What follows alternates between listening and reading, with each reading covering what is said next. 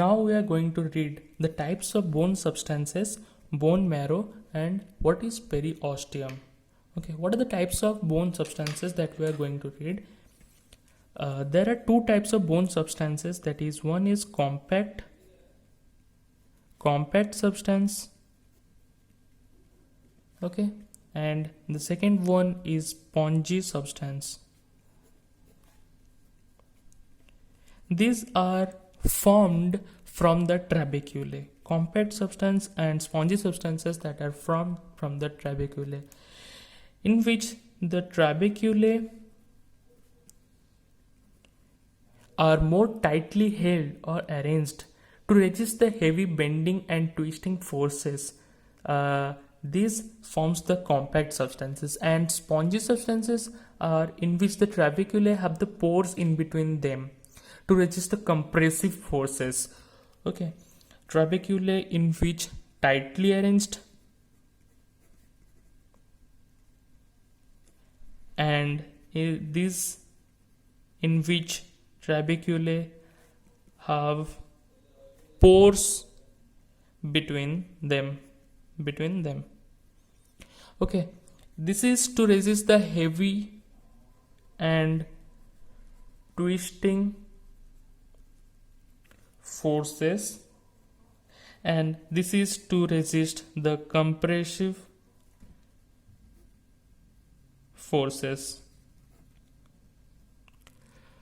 Okay, if I will draw how it will look. This is, here I have drawn a bone cross section, you can say, in which I will be showing that what is a compact and what is spongy substance. These are the trabeculae, or the small bony plates that are formed, that are accumulated to form this bone. And what is compact substance? That these trabeculae are tightly held. So this outside portion, the red you can see, this is the compact substance, this first one, and the second, the blue one, that is the spongy substances, in which the trabeculae have the pores in between them.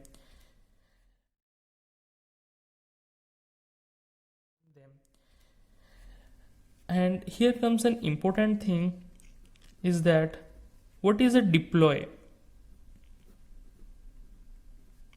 What is a diploe? It is actually a spongy membranous substance of the skull cap, in which irregular bony compartments are present in between the two layers of them. It is a spongy, first of all, it is a spongy membranous substance. Okay, it is a spongy membranous substance of the skull cap, and it has two layers, outer layer and inner layer. This outer layer and inner layer, in between them they have small bony compartments. Okay, this is an important feature of the bone. The diploe is present in our skull cap, in which there are two layers, outer layer and inner layer. Inner layer is known as vitreous lamina. It is said vitreous because it is more prone to injury. Okay.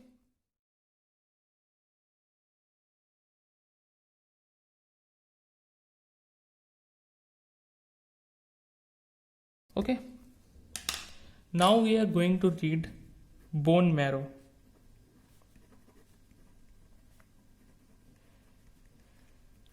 What is a bone marrow? Bone marrow is a substance that is present in the bony compartment of the spongy bones or in tubular bone.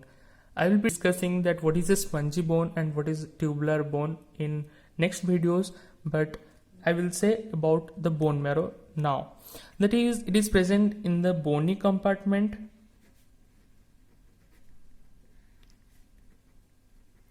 of spongy and tubular bone.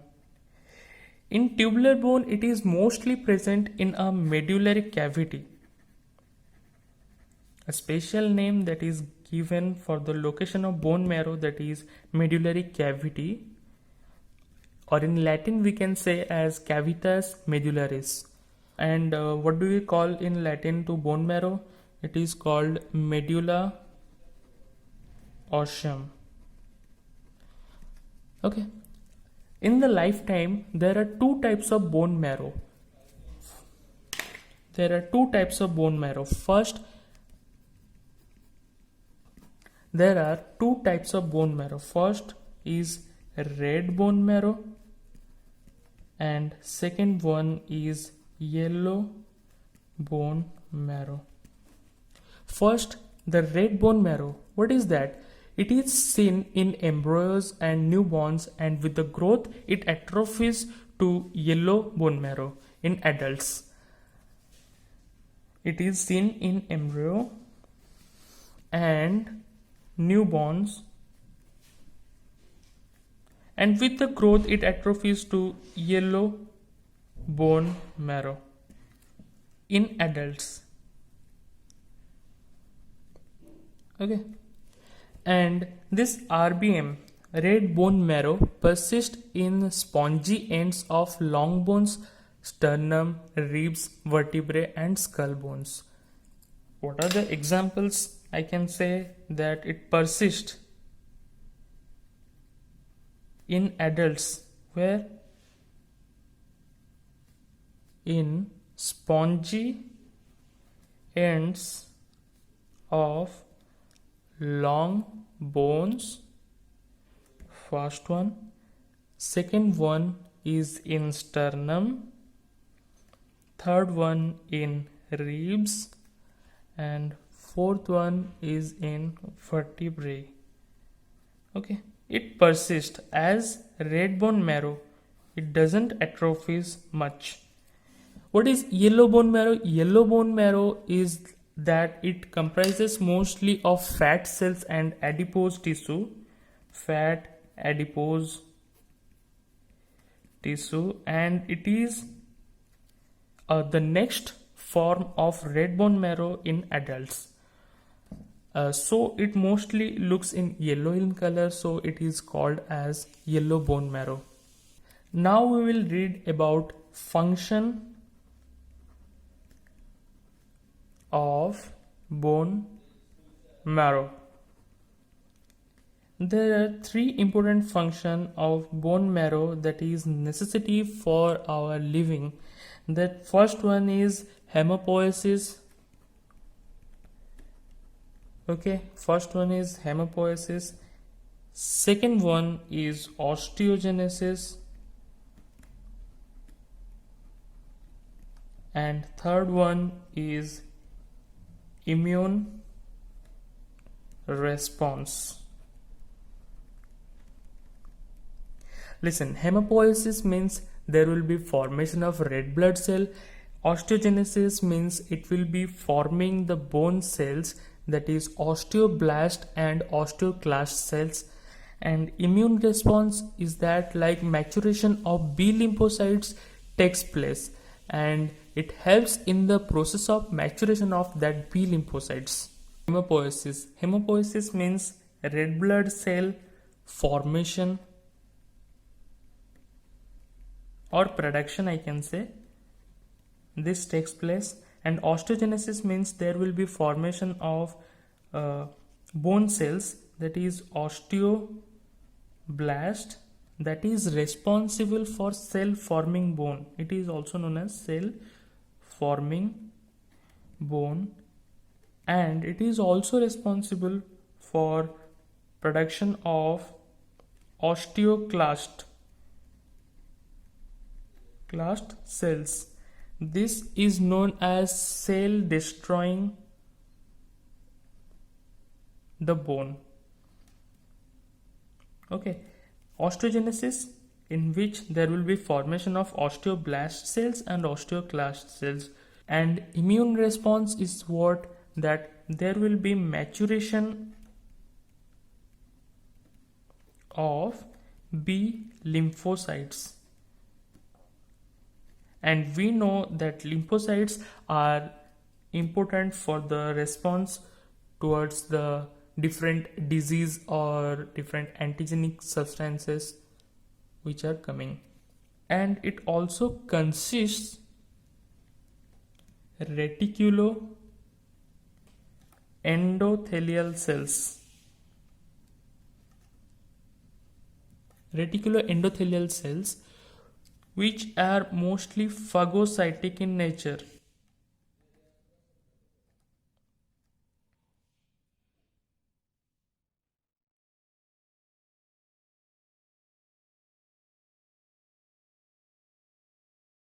So now we are going to read about periosteum. Periosteum. What is this periosteum?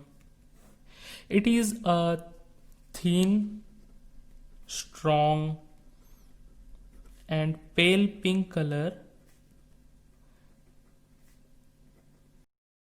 connective tissue that is present on the outer surface of the bone. Okay. Connective tissue membrane that is present outer surface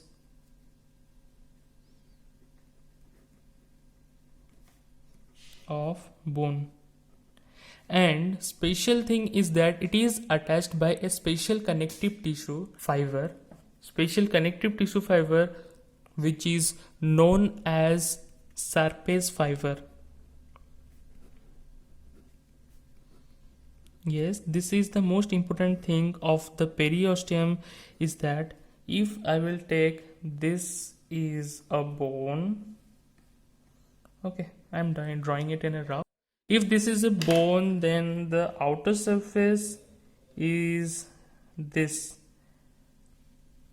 This is the periosteum. It is very much thin, but it is very much strong also. It is a connective tissue membrane that is present on the outer surface and it is connected by a special connective tissue which is known as Serpes fiber that extends to the outer circumferential structure of the bone. This is the bone and this is the outer surface.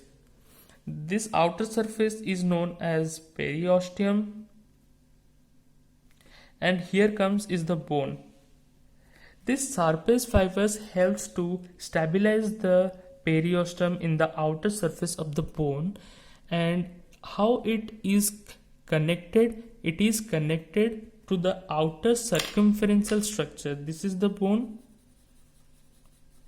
Its outer circumferential structure, I mean this part, this outer circumferential structure, it is connected through these fibers, interstitial lamellae of the bone, from the periosteum into the bone. I means the fibers is connected like this. It is attached very strong and very firmly with the bone. Now we will be reading what is the function. Sorry, I here should mention that it has the periosteum has two layers. Okay, it has two layers. What are these layers? The outer one is fibrous layer and the inner one is inner or bone forming or cambial layer. Okay, periosteum is absent in the articulating surface of the bone. Means if this is the articulating surface, here the periosteum will be absent. If this is the articulating surface with other bone, then here the periosteum will be absent. This is important. Now the function. What are the functions of periosteum? First is nutrition to the bone, as it gives nutrition to the bone, rich in nerve and blood supply, making it most sensitive part of the bone. Making it most sensitive part of bone, as because it is richly supplied by nerve and blood supply. And second thing is growth in thickness of bone. We know there are two layers of periosteum. Second layer is called inner or bone forming or cambial layer. This layer is responsible for the growth in thickness. Okay, if this is a bone, it will be increasing its girth size so that it can become more thicker. Okay, so cambial layer is responsible for forming the osteoblastic cells, that is cell forming the bones, and the third one is it helps to protect the bone, as it acts as a covering to the main bone or the lamella of bone. As it is present in the outer surface, it gives protection to the bone. Okay, gives protection as it is present in the outer surface of bone. Okay.